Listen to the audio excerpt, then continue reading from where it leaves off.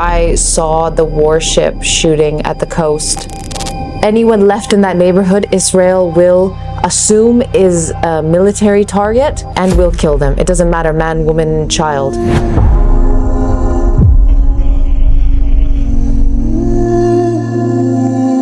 And in this bag were the pieces of her son. Her son had been killed by a shell, and she didn't want to leave his body there, so she collected him and carried him until she could get to a safe place to bury her own son. Bury her own son. I feel anxiety. I feel my chest tighten because I know the effects that has. I've seen the buildings destroyed in Gaza. I've seen the rubble.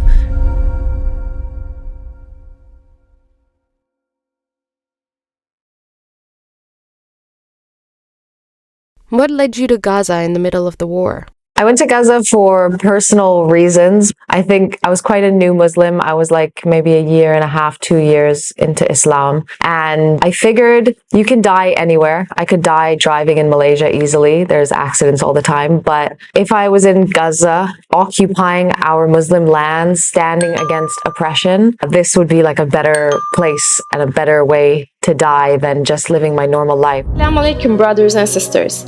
We saw that 80% of our audience, including this video, are not subscribed to our channel. As you know, we are a non-profit organization and advertisements are disabled on our videos. So the only reason we are asking for this is to spread the truth. It may seem like a small act, but inshallah, it may be a means of guidance for many people. Now let's click the subscribe button and let's walk as an eternal passenger.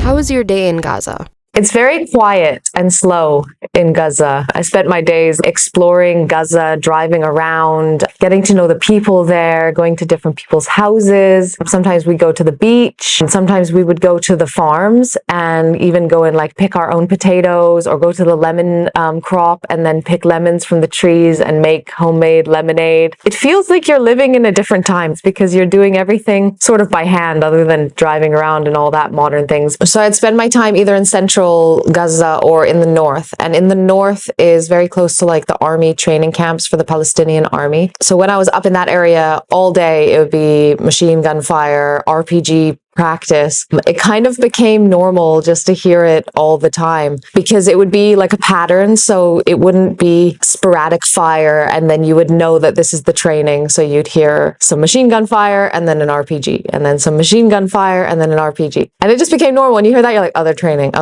And then it just became something in the background after that, subhanAllah. You don't have electricity through the day. The electricity starts probably at like 8 or 9 o'clock at night and it goes 8 hours through the night at that time. Now it's like 4 or 3 hours a day. And the water supply, they actually recently bombed one of the most important water purification plants in Gaza in the last war. I think it was 300,000 people were without fresh water, like usable water, and petrol for cooking, petrol for your car. It's all sanctioned and limited by Israel. And so sometimes the gas stations will have no gas for like a week at a time. Everything there is a struggle to get. What is the event that affected you the most about Palestinians?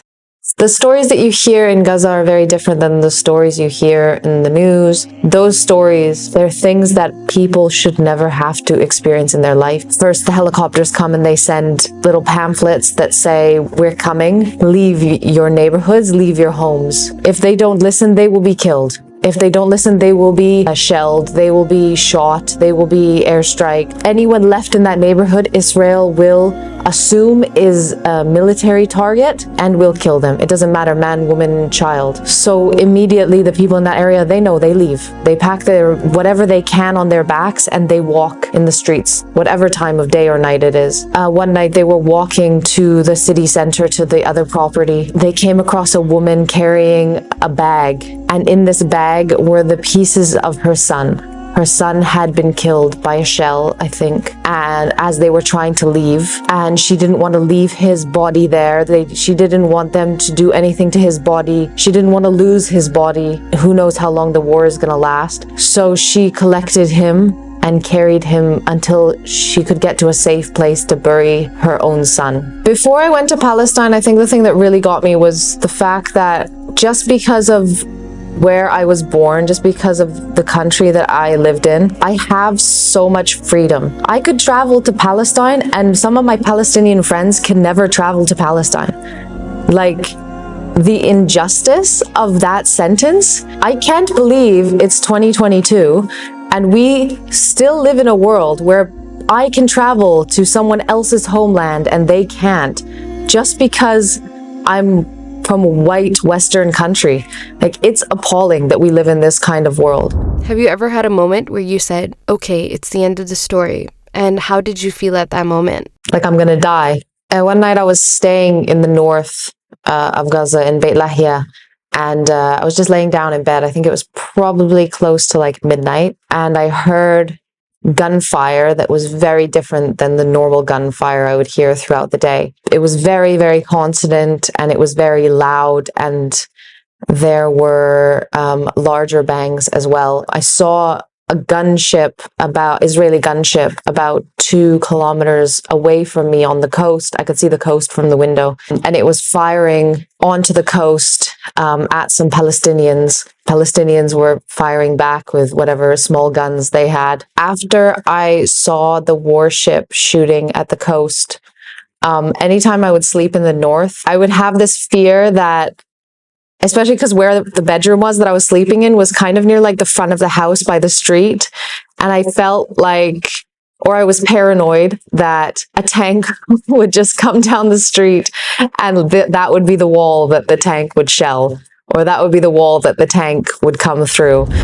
Can you compare being a child in London and being a child in Palestine? The children that I see in Gaza, they're forced to grow up. They're forced to take on responsibilities that my kid does not need to take on. Kids in Gaza with a donkey and a cart and a small oven selling sweet potatoes in the street. I think the children there appreciate and love their families on a different level because they have experienced, whether themselves or their friends, losing family members easily, quickly. Losing classmates in school steals their childhood. It steals their innocence.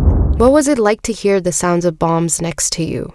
If I see on TV a building getting bombed in Gaza, I don't feel the same as other people do when they see it. Like, other people, that's terrible. I feel anxiety. I feel my chest tighten because I know the effects that has. I've seen the buildings destroyed in Gaza. I've seen the rubble.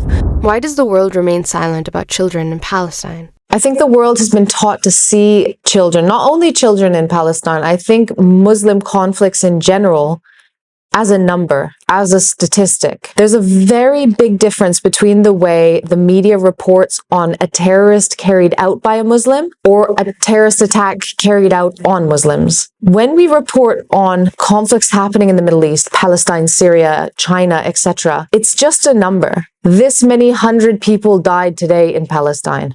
These choices of words are extremely important because when someone dies or is killed, one is deliberate and one is a normality of life, subhanAllah. And so when the world looks at the conflicts in Palestine, all they see is a statistic and a number. They don't see a child who dreamt of being a teacher. They don't see a child who dreamt of being a doctor, who loved his family and had a pet goat and all these, lovely things that make you connect with them on a human level. And this is why I believe the world oversees the conflict and the genocide that's happening in Palestine.